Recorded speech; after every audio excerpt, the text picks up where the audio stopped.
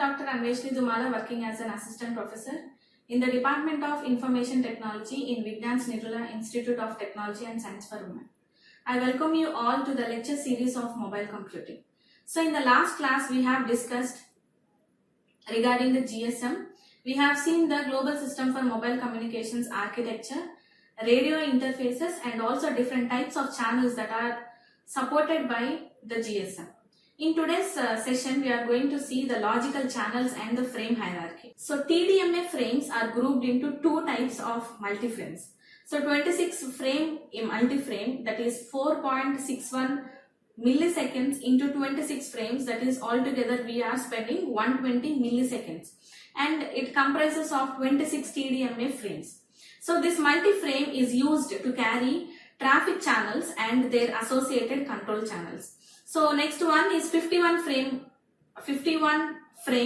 multi-frame, that is 4.61 milliseconds into 51. So approximately it is 235 milliseconds, which comprises of 51 TDMA frames. So this multi-frame is exclusively used for control channels. So the multi-frame structure is further multiplexed into a single super frame of duration of 6.12 seconds. So this means a super frame consists of either 51 multi-frames of 26 frames or 26 multi-frames of 51 frames, right? So next one is global system for mobile communications frame hierarchy. So the logical frame hierarchy continues, combining these 26 multi-frames with 51 frames or 51 frames with 26 frames to form a single super frame. Okay, so the last multiplexing level of the frame hierarchy consists of 2048 super frames. So in the diagram you can observe we have 2048 super frames, and altogether we are calling it as a hyperframe, right? So we have, it is forming a hyperframe. So this long time period is needed to support the GSM data encryption mechanisms. So the frame hierarchy is as shown in the figure. So at the top level we have a hyperframe which has 2048 super frames, and each super frame is of 51 into 26 frames or 26 into 51 multi-frames, right? So each multi-frame is again divided into TDMA frame. So one single time division multiple access frame has 8 slots in it. So each slot is assigned to a single user. If this slot is not available, then the user has to wait until he gets the notification that the channel got idle. Then only this, after a while, again the user tries for the multiple access. So then if the channel gets idle, if the slot is idle, then he may use that particular time slot in order to transmit his data, right? Next one is, there are two different types of logical channels within the GSM system. So it has a traffic channel or control channel. So traffic channels carry user information such as encoded speech or user data. So traffic channels are defined by using these 26 frame which has multi frames in it. So the two general forms are defined as full rate channel, and the next one is half rate channel. So as the name suggests, full rate traffic channel has a gross bit rate of 22.8 kbps, that is 456 bits per 20 milliseconds. That means for 20 milliseconds we are able to send 456 bits. Okay, if it is in the case of half rate traffic channel, so we are sending only 11.4 kbps, that is half of the full bit rate. Okay, next one is speech channels. So these speech channels are defined for both the full rate and the half rate traffic channels. So next one is data channels. So data channels support a variety of data rate. So it could be like 2.4 kilobits per second, or it could be 4.8 kilobits per second, or it could be 9.6 kilobits per second on both half and the full traffic rate channels. So totally the 9.6 kilobits per second data rate is only for full rate applications, right? If you have more amount of, like large amount of data to be transmitted, then we can use this full rate traffic channel. Whereas we have less amount of data to be transmitted, then we can go for this half rate data channel, where less bit rate is provided to us, right? So next one is uplink and downlink. So all these uplink and downlinks are separated by 3 slots, that is in the 26 multi-frame structure. So this simplifies the duplexing function in mobile terminals design, as mobiles will not need to transmit and receive at the same time, right? So in order to differentiate that particular data, like transmitting data and receiving data, we are using 2 different channels, right, which has 2 different frequencies. So in order to send any data, like if you want to request any sort of data, we are using uplink, whereas to receive any sort of data, we are using downlink, right? So the 26 frame multi-frame structure as shown below multiplexes 2 types of logical channels, right? We'll see them one by one. So here in the diagram, you can see that we have 2 types of channels, like traffic channel and the other one is control channel. Traffic channel is divided like for sending the speech and to send the data.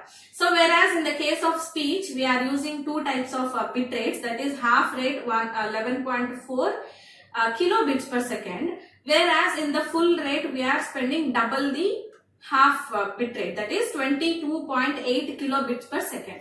So whereas to send the data, we can use 2.4 kilobits per second, that is what we discussed earlier, right? Next one 4.8 kilobits per second, 9.6 kilobits per second. Okay, so again control channels are divided into 3 different channels. First one is broadcast control channel, or next one is common control channel, and the next one is dedicated control channel. So in the broadcast control channel, again we have like 2 different channels. So broadcast channel has 2 different channels, right? One is a frequency correction control channel, and the next one is synchronization channel. Whereas this common control channel, again it has 3 different types of channels. One is for paging channel, next one is random access channel, and the next one is access grant channel.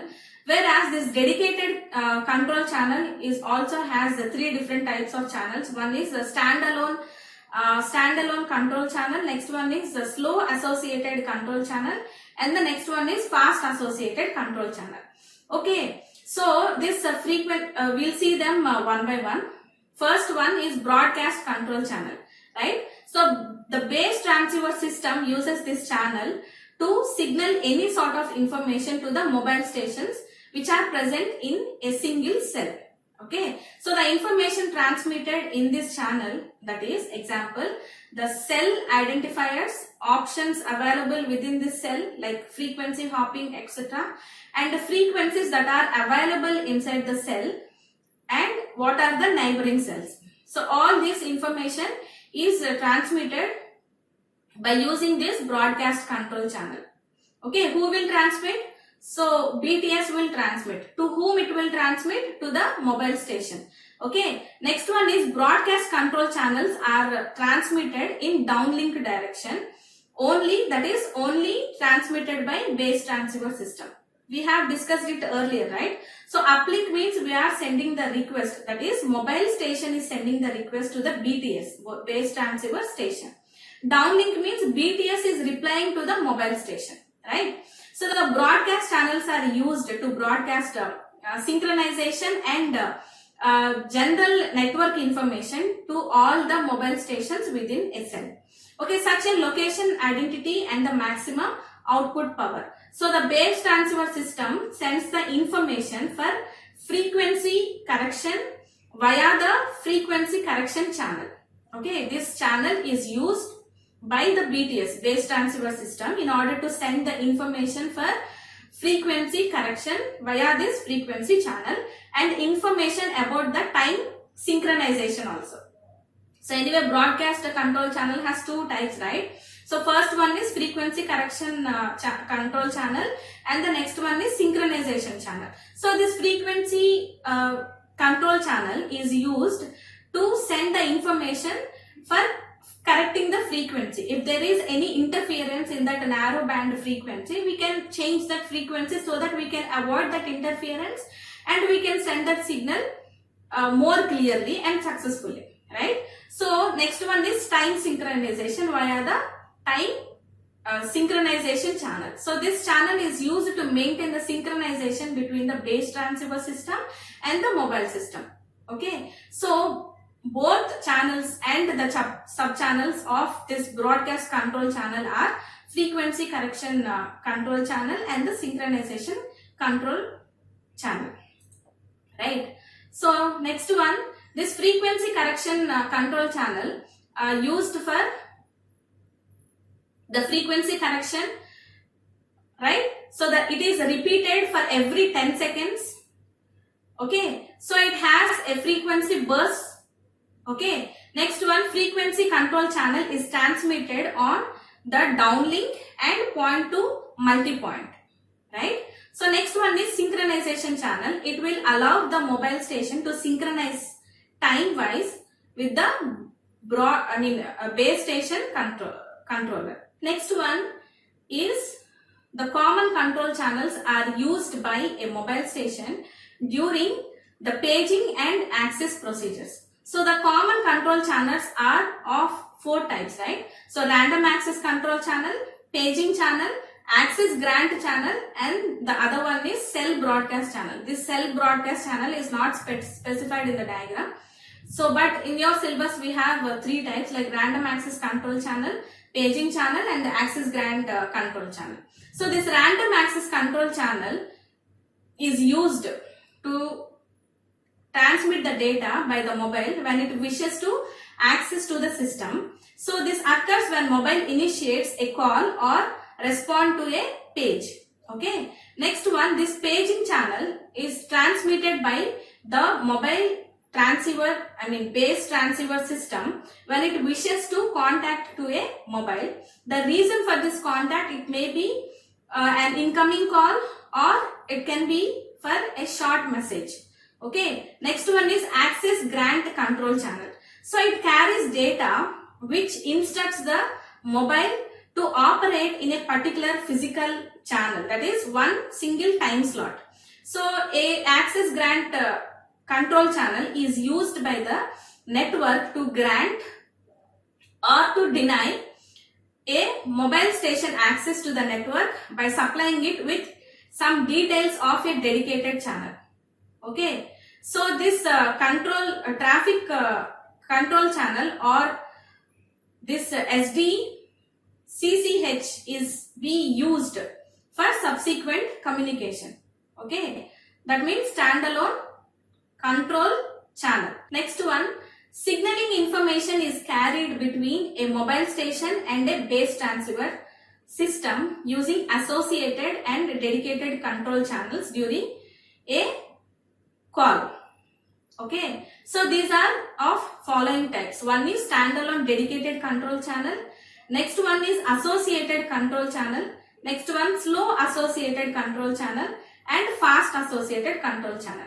This standalone dedicated control channel, the mobile station is on the standalone dedicated control channel informed about which physical channel we are using. It also carries the information for call forwarding and transmission of the short message. Okay, this associated control channel, these channels could be associated with either the standalone dedicated control channel or a simply traffic channel. Okay, so they are used for carrying out information associated with the process being carried out either on standalone dedicated control channel or the traffic channel. So there are of 2 types. It could be a fast associated control channel or it could be a slow associated control channel.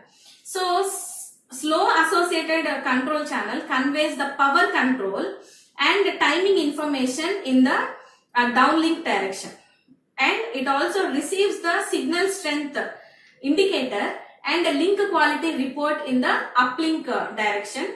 It occupies one time slot in every 26 slots. Okay. So next one, approximately we are spending 2 seconds, right? So next one is fast associated control channel. So this fast associated control channel is transmitted instead of this traffic channel. So this fast associated control channel will steal the traffic channel burst and inserts its own information. This fast access control channel is used to carry out users authentication and the handover. So a complete frequency, a complete fast associated control channel message may be sent once in every 20 milliseconds, whereas this slow associated control channel, we are sending data for every 2 seconds. Okay.